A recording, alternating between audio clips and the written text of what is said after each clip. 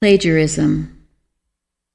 The various forms of book borrowing without credit spring from this ill-concealed question in mortal mind: who shall be greatest?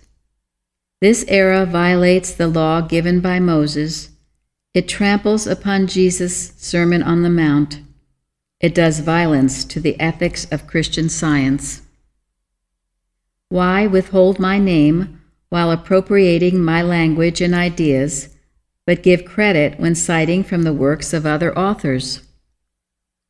Life and its ideals are inseparable, and one's writings on ethics and demonstration of truth are not, cannot be understood or taught by those who persistently misunderstand or misrepresent the author.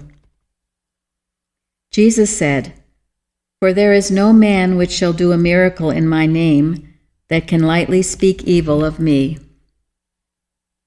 If one's spiritual ideal is comprehended and loved, the borrower from it is embraced in the author's own mental mood, and is therefore honest. The science of mind excludes opposites and rests on unity. It is proverbial that dishonesty retards spiritual growth and strikes at the heart of truth. If a student at Harvard College has studied a textbook written by his teacher, is he entitled, when he leaves the university, to write out as his own the substance of this textbook?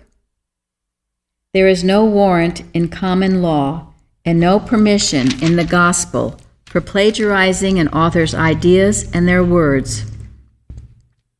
Christian Science is not copyrighted, nor would protection by copyright be requisite if mortals obeyed God's law of man-right.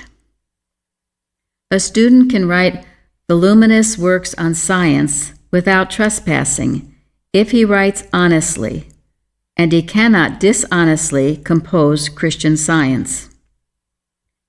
The Bible is not stolen, though it is cited and quoted deferentially. Thoughts touched with the spirit and word of Christian Science gravitate naturally toward truth. Therefore, the mind to which this science was revealed must have risen to the altitude which perceived a light beyond what others saw. The spiritually minded meet on the stairs which lead up to spiritual love. This affection, so far from being personal worship, fulfills the law of love, which Paul enjoined upon the Galatians. This is the mind which was also in Christ Jesus, and knows no material limitations. It is the unity of good and bond of perfectness. This just affection serves to constitute the mind healer, a wonder worker, as of old on the Pentecost day, when the disciples were of one accord.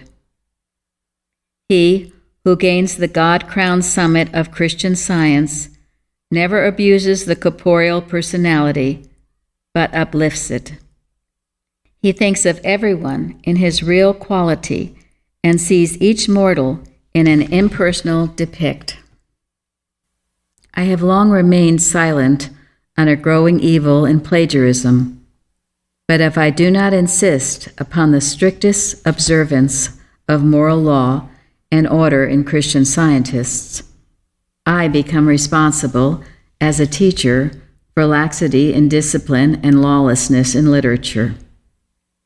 Pope was right in saying, "An honest man's the noblest work of God," and Ingersoll's repartee has its moral, "An honest God's the noblest work of man."